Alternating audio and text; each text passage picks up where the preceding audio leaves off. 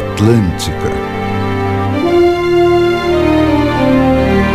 peça fundamental do sistema de reciclagem da atmosfera terrestre.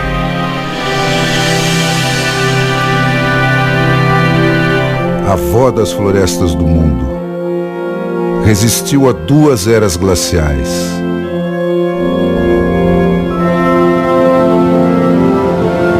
Cobria grande parte do litoral atlântico das Américas Central e do Sul. Hoje, está reduzida a 8% do que já foi.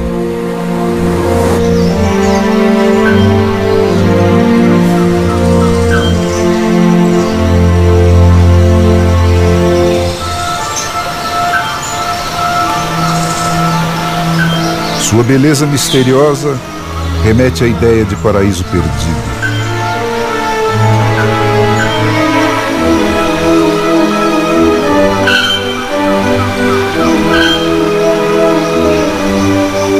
Parece a terra antes que o homem começasse a modificá-la.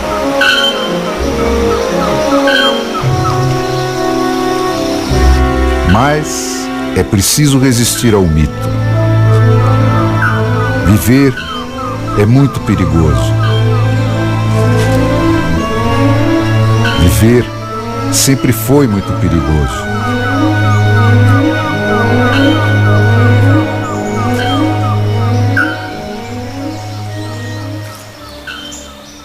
Nesse cenário intrincado, onde se deixar ver quase sempre significa morte, não se vê em coisas, só se vê movimento. Mas aí começa o problema. Para crescer e se multiplicar, é preciso se mover. Quando chega a primavera, o macuco sente a necessidade de atrair um parceiro para a procriação. Mas o chamado para perpetuar a espécie é o mesmo que atrai o predador que pode acabar com ela. Do outro lado da floresta, ele provoca uma resposta.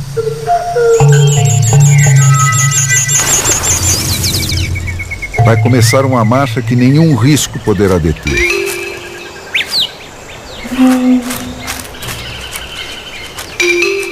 Nas florestas tropicais, segurança é sinônimo de mobilidade e silêncio. Mas o instinto de perpetuação da espécie é mais forte que o de preservação. Não há como resistir. O chamado vai ser respondido e renovado. Esse diálogo vai orientar a travessia da floresta pelos 2 macucos, mas também a caçada dos seus predadores, que só vai cessar quando 2 deles finalmente se encontrarem.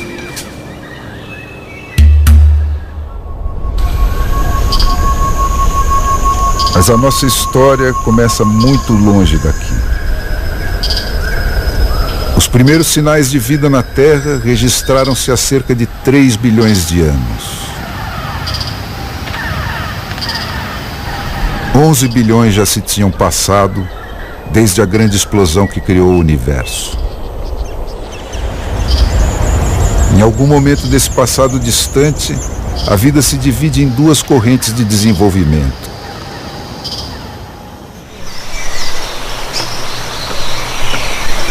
Uma segue o caminho das proteínas, gera o mundo móvel dos animais.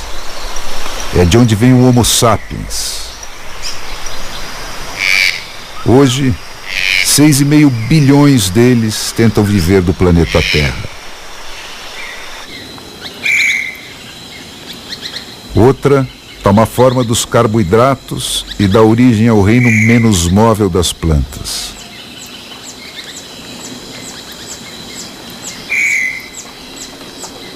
A certa altura, elas ganham frutos e flores.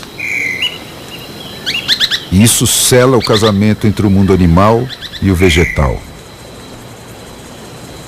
Entram em cena os agricultores alados.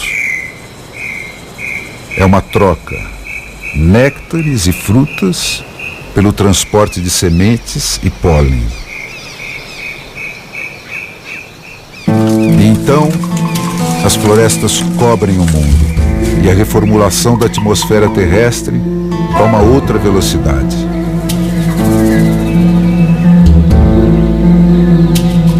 Nós mesmos só passamos a existir porque as florestas fabricaram um ar que podemos respirar e que nos protege dos efeitos mortíferos da luz não filtrada do sol.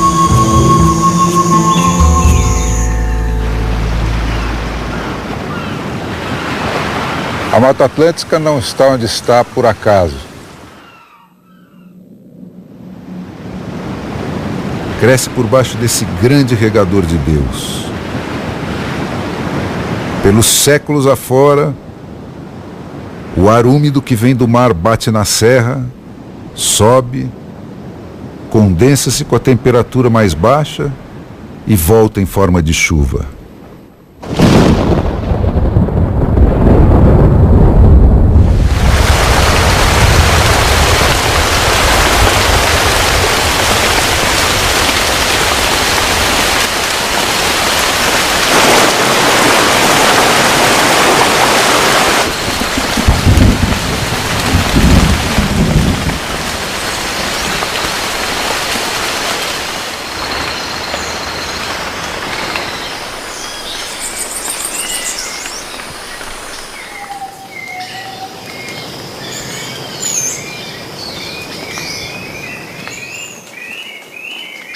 Existem mais formas diferentes de vida aqui do que em todos os outros ambientes da Terra. Por quê?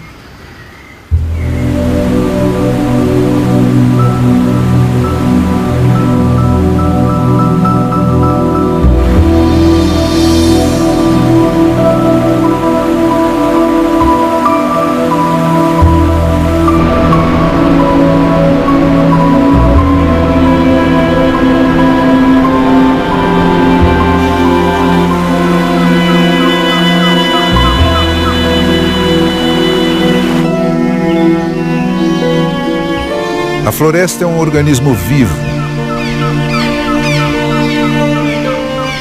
Nada aqui é igual ao que foi ontem.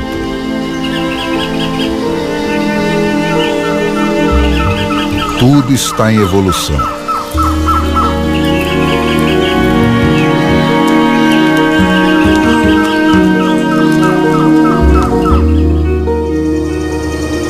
A luta pela luz molda o mundo vegetal. Nesta região de vales e montanhas, com faces apontadas para todos os quadrantes, há um regime de incidência de luz diferente quase para cada metro quadrado de chão. Isso cria diversos nichos de mercado, que vão exigir das plantas diferentes estratégias de captação.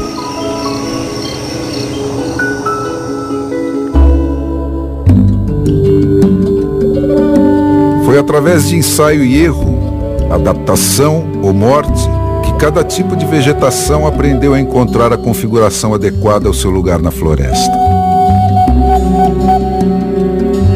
A longo prazo, esse esforço de adaptação foi conduzindo a novas espécies. Os gigantes da Mata Atlântica precisam da luz direta do sol.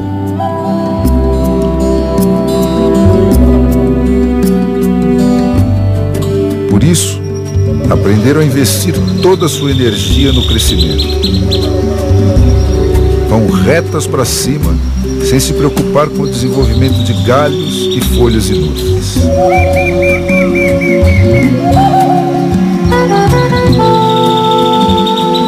Só depois de alcançar o dossel é que vão tratar de engrossar.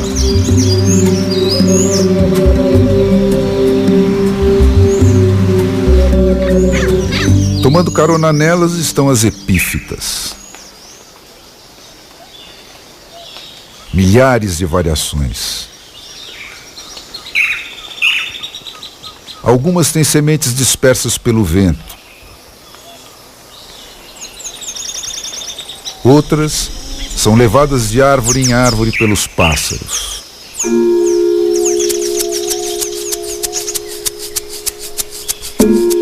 Tudo isso, sua forma, sua localização e sua tática de reprodução, foi apreendido num longo processo de evolução.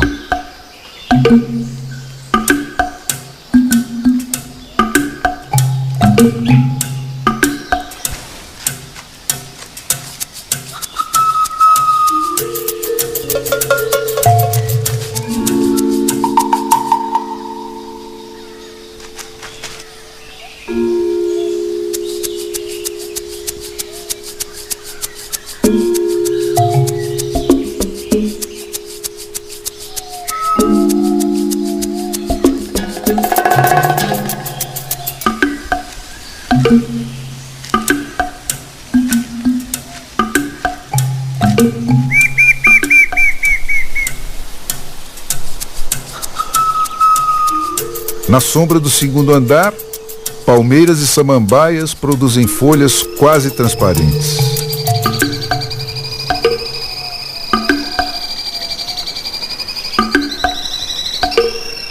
Assim, a luz que passa por uma é logo absorvida pela outra.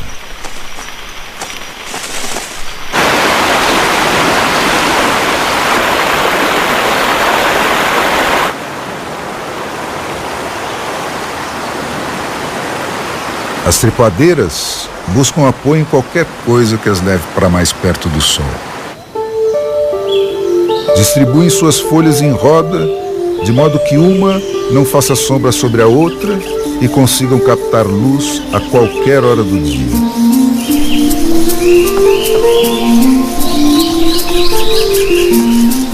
Algumas plantas arbustivas produzem repelentes de insetos. Outras não. Investem na produção de folhas sem se preocupar com estratégias de defesa. Deixam-se comer e produzem mais e mais folhas para substituir as estragadas.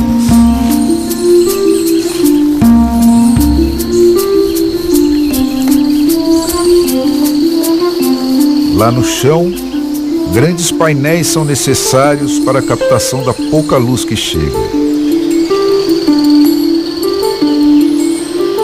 Dispensadas de carregar peso, as plantas rasteiras priorizam o armazenamento de água em caules e folhas com grande densidade de líquido.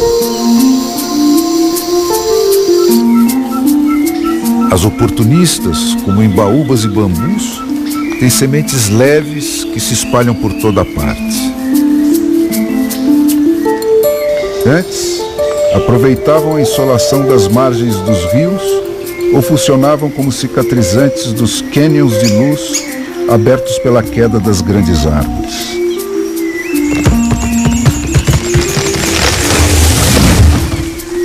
Com as derrubadas, estão cada vez mais presentes.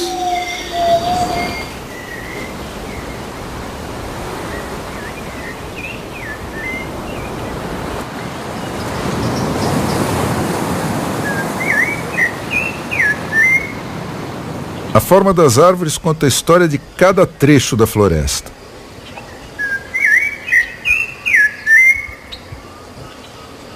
O regime mais racionado dos espigões, o excesso de água das baixadas, os anos de seca ou de chuva abundante, tudo fica registrado nos meandros mais ou menos tortuosos dos seus galhos. Atraídas pela luz, plantas inclinam-se sobre o vão livre dos rios.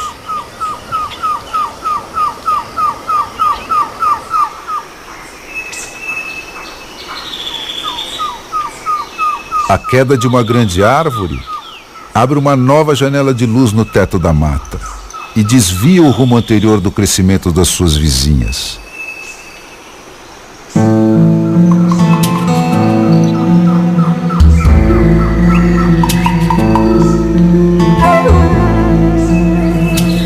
Gigantes da floresta debruçam-se sobre as encostas para alcançar um buraco no dossel.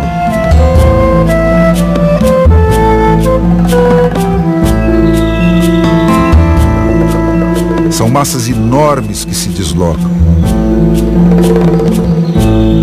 desencadeando um progressivo jogo de pesos e contrapesos que vai demandar das raízes complicadas amarrações para mantê-los equilibrados.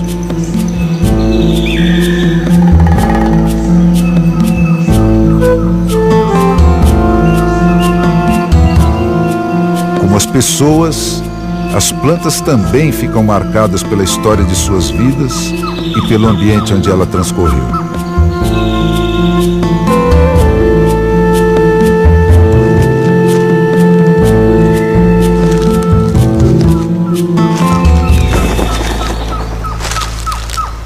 Os demais seres vivos também é assim.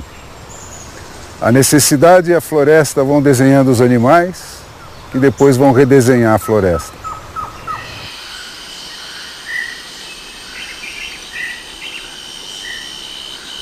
Necessidades de defesa, diferentes estratégias de alimentação e acasalamento levaram ao desenvolvimento de capacidades especiais de visão,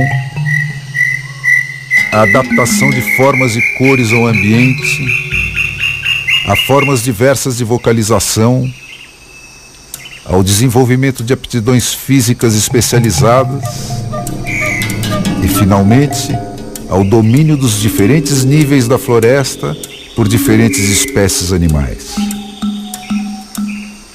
Nos beija-flores, o coração é quase 1/3 do peso total da ave. É o motor necessário para sustentar as altíssimas rotações em que essas pequenas máquinas funcionam. Já as abelês, guaçus, urus e macucos se adaptaram bem à vida no chão, onde encontram comida com mais facilidade. Nesse ambiente cheio de obstáculos, o voo passou a ser um recurso só para emergências. E o corpo dessas aves foi mudando. O macuco é a ave que tem a menor relação entre tamanho do coração e volume do corpo. Mas aqui embaixo, há ainda mais predadores do que lá em cima. Assim, ele teve de se transformar num mestre da sutileza e do cuidado. Estudos indicam que até o seu pio pode ter sido alterado ao longo da evolução para aumentar o seu arsenal de medidas defensivas. Hoje, ele se propaga de tal forma que só outro macuco consegue localizar com precisão de onde ele partiu.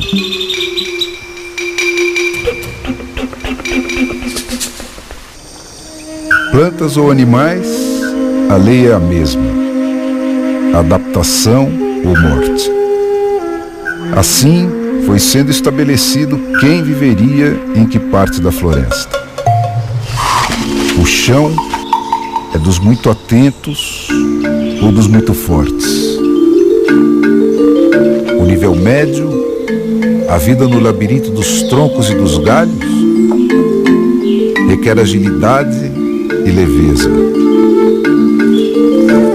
Lá em cima, no mundo das extremidades flexíveis das folhas e dos frutos, braços extras precisaram ser desenvolvidos. E os predadores de cada grupo, em processo paralelo de evolução, foram adaptando o seu porte e as suas aptidões para continuar atuando sobre eles.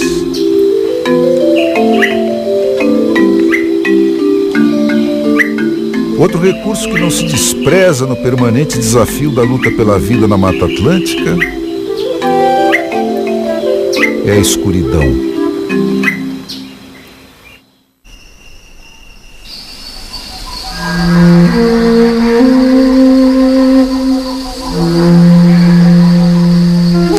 É à noite que a floresta ferve na busca de sexo e comida pela maior parte dos seus habitantes.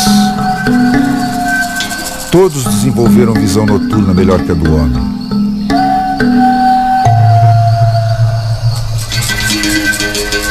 Mas como conseguem se orientar quando a escuridão é total? O chão da floresta é todo cheio de caminhos. Alguns animais usam sempre os mesmos, de dia e de noite. Eles passam diariamente por eles e vão limpando o trajeto de pequenos obstáculos.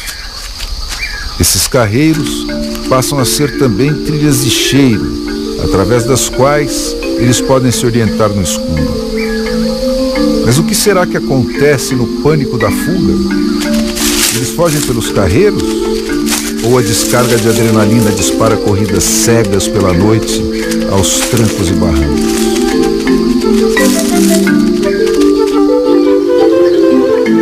Mistérios da Mata Atlântica.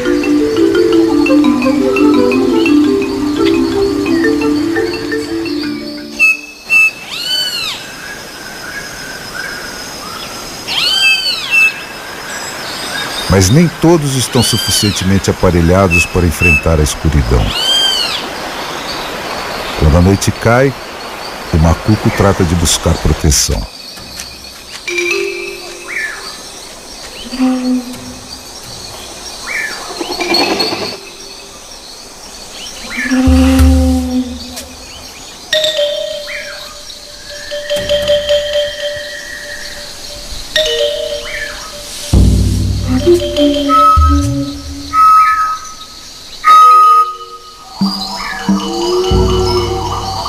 É o momento em que todos se manifestam para marcar território.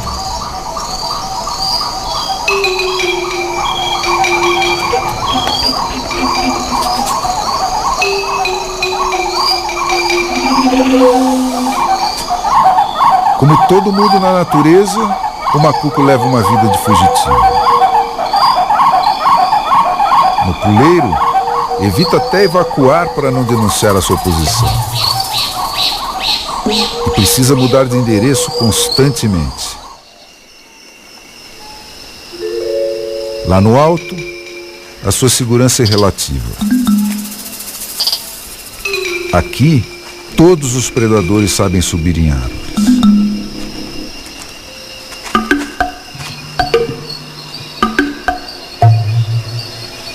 Assim, pode-se até fazer barulho por baixo do puleiro sem que o macuco reaja. Mas qualquer toque na árvore desencadeia a fuga.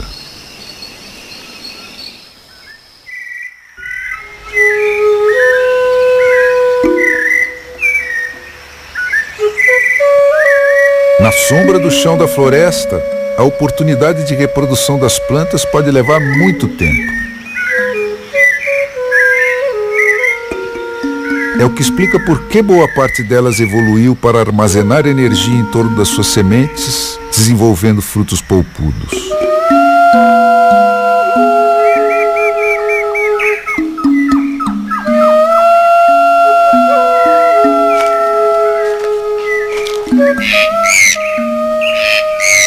Essa polpa não tem papel direto no processo de multiplicação da planta. Serve para prolongar a vida das sementes até que encontrem as condições ideais de germinação.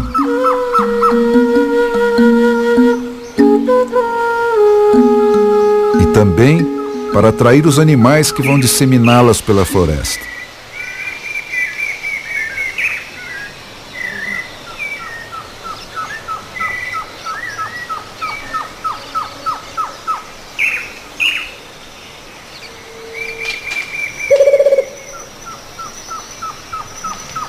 Somente as plantas de sementes leves, aerotransportáveis, reaparecem nas matas que não têm contato direto com matas mais antigas.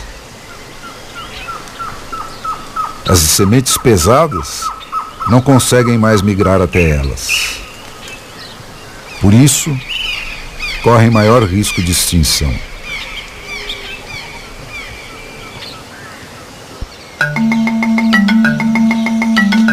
Por baixo do que está à vista, existe um outro mundo de enorme diversidade.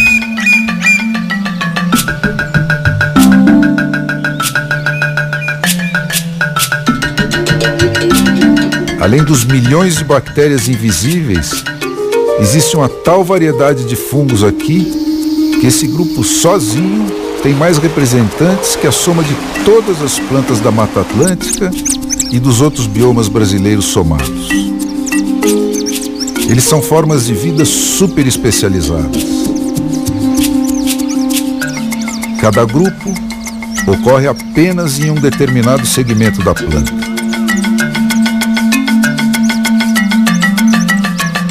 Há também os especialistas em decomposição. Mas a maioria dos fungos ajuda as plantas a viver e a se proteger. São atores coadjuvantes essenciais a todas as funções vitais da planta. Pode estar neles o segredo da longevidade ou a solução para inúmeras doenças ainda incuráveis.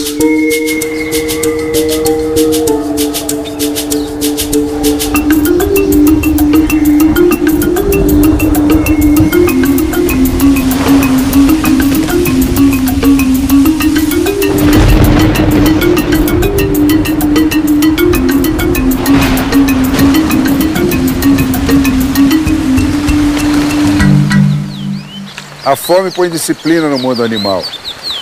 Como os que estão sendo caçados só continuam a existir porque sabem fugir do que os estão caçando, não tem almoço grátis. Também na natureza é preciso trabalhar muito para comer. E quem fracassar por muitos dias nessa tarefa, vai enfraquecendo até se transformar num candidato preferencial a ser caçado.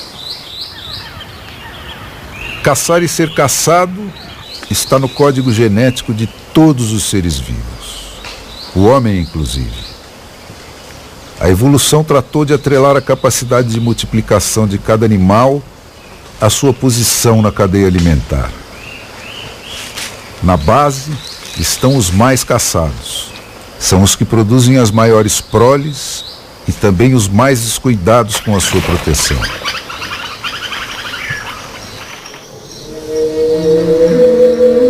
Já os animais com baixa taxa de multiplicação tendem a ser os mais esquivos. Como as pacas, que só saem das suas tocas nos períodos de mais completa escuridão.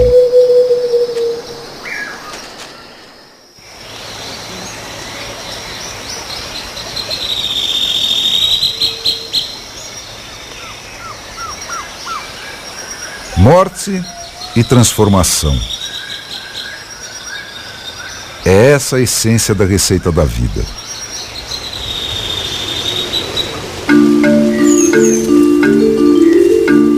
Existe uma cadeia alimentar da qual todos os seres vivos fazem parte. É ela que mantém as populações em equilíbrio. Os organismos produtores, as plantas, fabricam o seu próprio alimento. Os consumidores, herbívoros ou carnívoros, se alimentam de plantas ou de outros animais.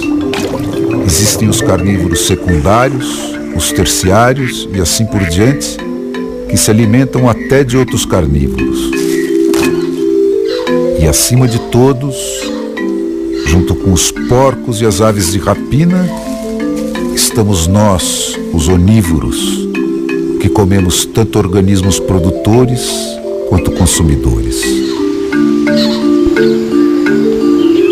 À espera de todos estão os decompositores. Insetos, bactérias e fungos desagregam as moléculas que um dia compuseram os corpos dessas plantas e animais mortos. Eles as devolvem à terra para que possam ser reabsorvidos por plantas e animais vivos. Nada se perde, tudo se transforma. Os componentes inertes do sistema também estão passando por processos de reciclagem que vão transformá-los em elementos que poderão ser utilizados na continuação da vida. Cada pequeno córrego que corta a grande muralha da Serra de Paranapiacaba é um ramal do sistema de captação das águas produzidas pelos ciclos de evaporação e chuva que sustentam a exuberância vegetal da Mata Atlântica. O trabalho persistente da água roçando a terra vai comendo barrancos, solapando raízes, derrubando árvores e aos poucos escavando o perfil geológico da floresta.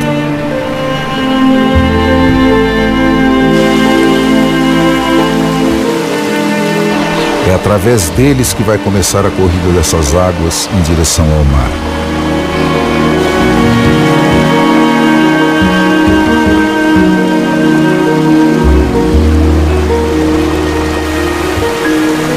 Elas moem e carregam ano a ano pedras, terra, restos de vegetais e animais que alimentam outros seres vivos ao longo do caminho.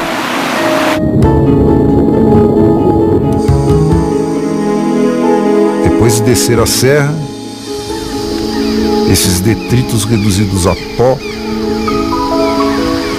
vão abastecer os oceanos de nutrientes para o fitoplâncton, elo primário da cadeia alimentar. E todo o ciclo recomeça.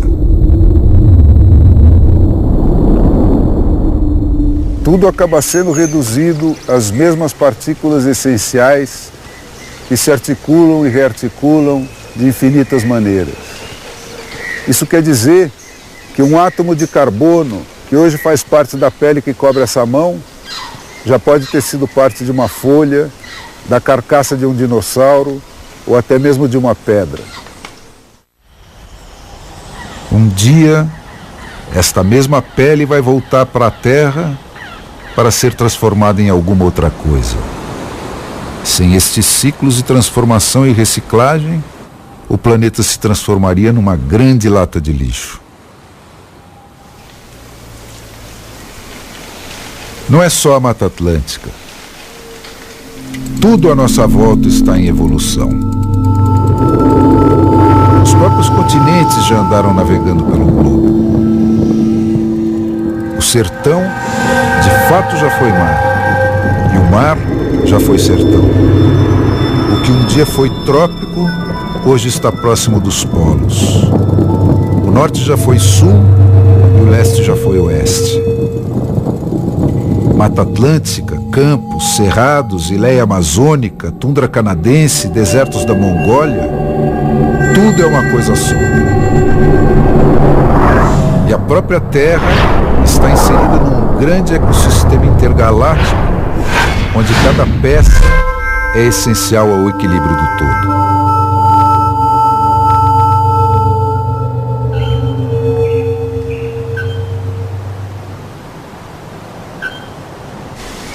A criação dos macucos começa entre os meses de agosto e novembro. É o início da primavera, quando a oferta de comida aumenta muito. As primeiras chuvas rápidas começam a devolver a cor à mata. Com a seca, termina também o silêncio dos meses do outono e do inverno. A floresta vai se encher de cantos diversos, anunciando a temporada de acasalamento. Depois daquela travessia tão cheia de perigos, aquele namoro que começou lá naquela primeira troca de pios, termina num momento sublime.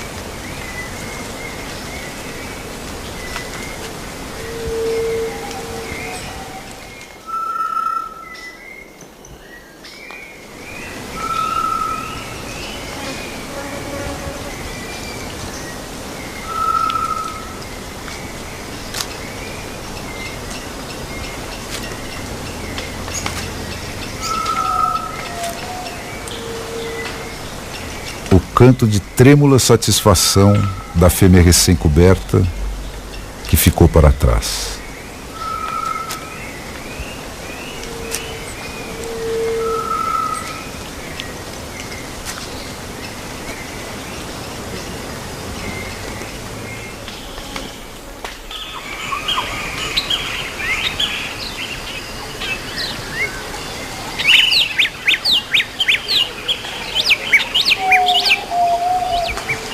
A floresta está toda dividida em territórios delimitados.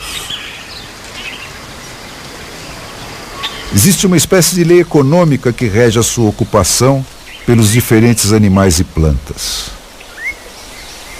Pássaros, répteis e mamíferos de todos os tamanhos convivem numa mesma área em grupos contados de machos e fêmeas. As quantidades são estabelecidas pela disponibilidade de comida e pelas táticas de reprodução.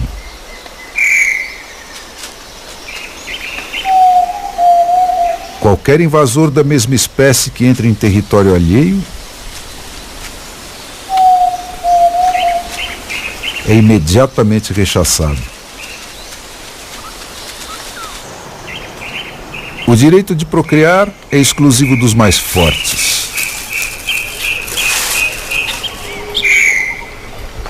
Para garantir trocas genéticas, as crias de cada espécie se misturam às dos territórios vizinhos para formar novas famílias. Menos de 30 hectares podem bastar para uma família de macacos. Outros mamíferos e predadores ocupam territórios maiores, sobrepostos aos dos pássaros e animais de menor porte. Uma irara pode requerer um território de caça de mais de 20 quilômetros quadrados. Já uma onça pintada, o maior predador das Américas, pode andar mais de 40 quilômetros numa única noite, atrás de presas e de parceiros.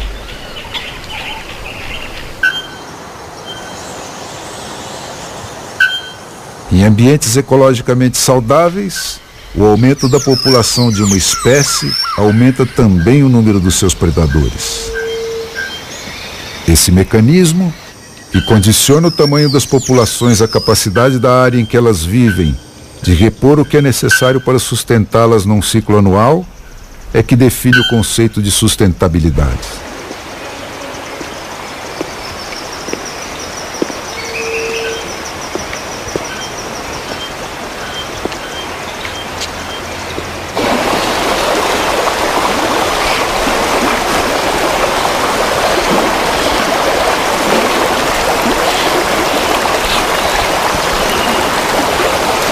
O ato de acasalamento do macaco é só o prenúncio dos mais de 40 dias de pesadelo que vão se seguir.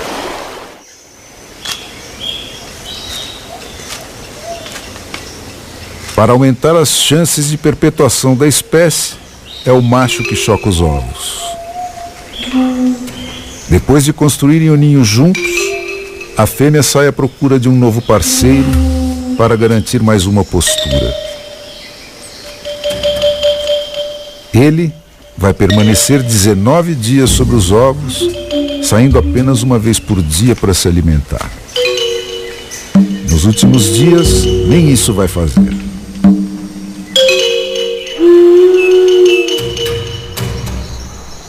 E durante esse tempo todo, vai ficar exposto dia e noite aos predadores.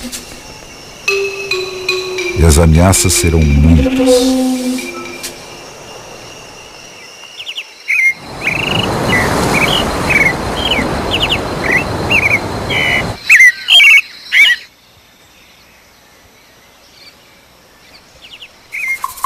Qualquer contato visual ou movimento suspeito muito próximo fará com que ele abandone definitivamente o ninho.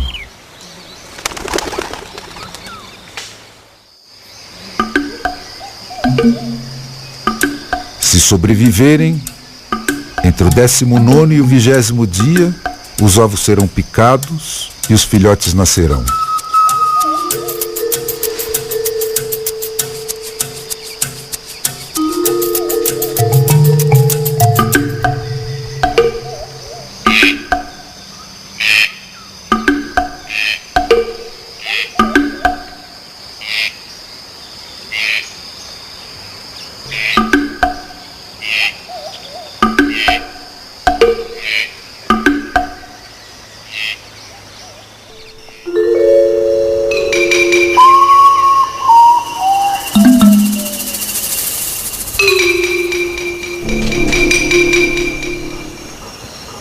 última noite, o quarto filhote finalmente pica o ovo e sai da casca.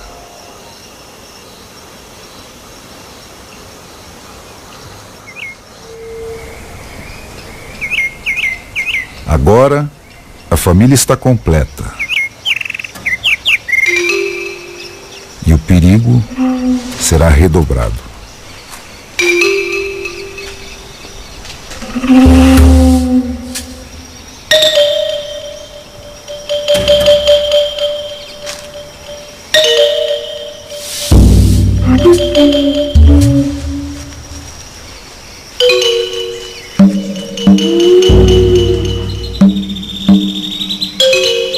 O esforço da procriação impõe um reforço na alimentação.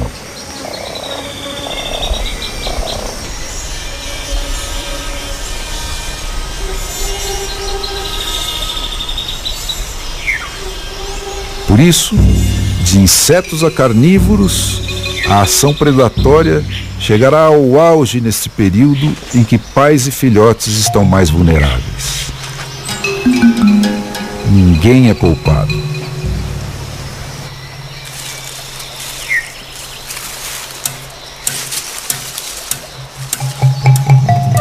Qualquer vacilo é morte certa.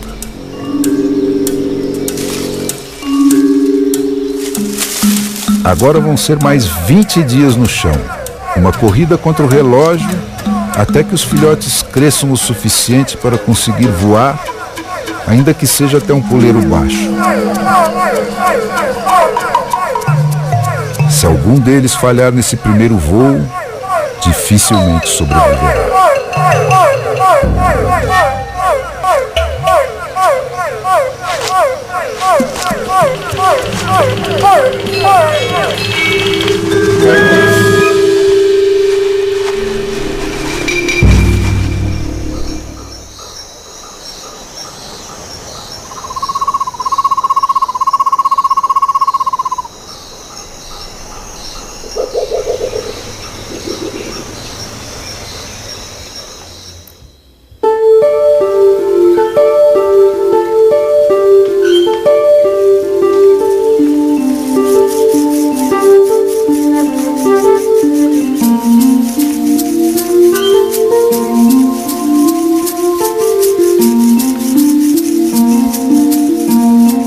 Até há 60, 70 anos, ainda sobrava Mata Atlântica bastante para que a chegada de bandos de milhares de jacutingas que migravam todos os anos entre o sul da Bahia e o norte da Argentina fizesse parte do calendário de festas de diversas populações do litoral brasileiro.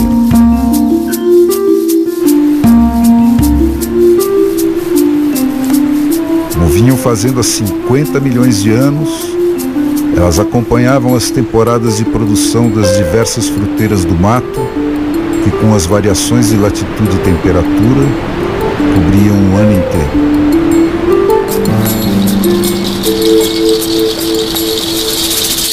Hoje, com a Mata Atlântica confinada a pouco mais que trechos da Serra do Mar de São Paulo e Paraná, as jacutingas estão limitadas a migrações entre o nível do mar e o Planalto, onde as variações de altitude e temperatura distribuem o período de frutificação por alguns meses do ano.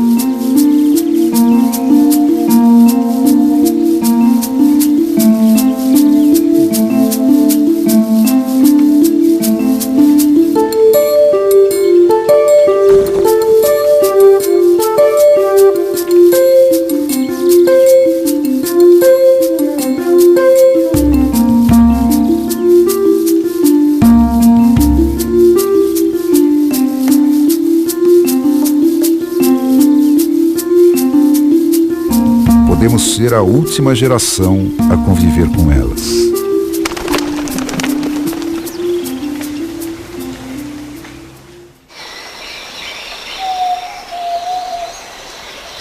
O resto da criação vive das florestas e trabalha para a sua manutenção. O homem vai na direção contrária.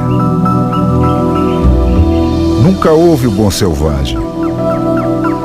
O que a ciência indica é que há 4.000 gerações o fogo tem sido o principal instrumento de interação entre o Homo sapiens, ele próprio um produto das savanas, e as florestas.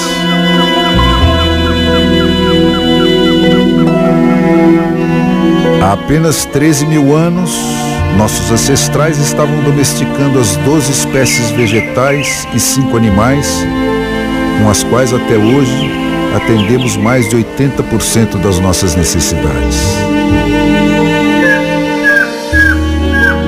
Desde então, vimos empurrando tudo mais que vive no planeta para abrir espaço apenas para aquilo que elegemos para nos sustentar.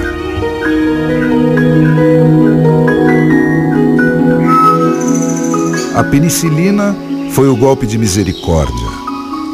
Libertou-nos de vez da lei de seleção natural. A partir daí, o homem passou a se multiplicar nas proporções de uma praga.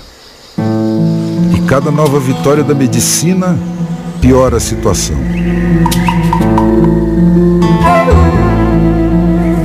É este o grande paradoxo da condição humana. Quanto maior o sucesso do nosso desempenho como espécie, maior será a ameaça que pesará contra a continuação desse sucesso. E não há respostas fáceis para esse dilema. Com ou sem um discurso verde, o problema ambiental é cada um de nós. É o espaço que ocupamos no planeta, usurpado de todos os outros seres que, junto conosco, atravessaram os milênios e venceram as infinitas armadilhas da evolução para conquistar o direito de continuar vivos aqui e agora. Na crescente solidão da paisagem uniforme de que nos vamos cercando, temos trabalhado como loucos para destruir o sistema que tornou a nossa própria existência possível. Mas romantismo e ações policiais pouco poderão fazer para reverter esse quadro. Os abatedouros industriais e a comida sem sangue dos supermercados não anulam a nossa condição essencial de presas e predadores, e continuamos fazendo parte da mesma cadeia alimentar que sempre amarrou uns aos outros todos os seres vivos e vem sustentando a renovação dos ciclos da vida. Mas nós somos também o único animal que pode mudar o seu próprio destino. Para que possa frutificar, esse nosso propalado amor à natureza tem de ser integralmente consumado. Temos de nos reeducar para voltarmos a ter intimidade com aquilo que resta dessa natureza essencial. Temos de reviver o ritual da nossa relação orgânica com o resto da criação. Temos de reaprender com ela a aplicar mecanismos econômicos para induzir a distribuição de espaço e populações de forma sustentável.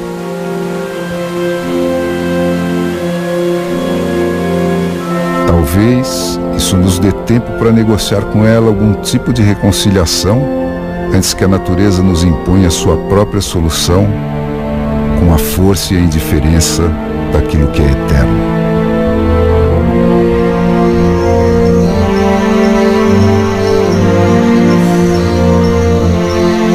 No pouco que resta do mundo como Deus o fez, as coisas seguem sendo como nunca deixaram de ser.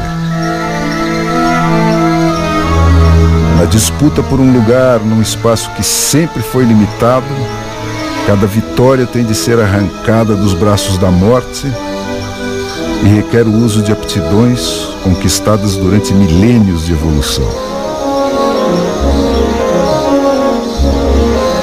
Mais uma vez testadas, essas aptidões filtraram a nossa família de macucos até que sobrassem apenas os mais preparados.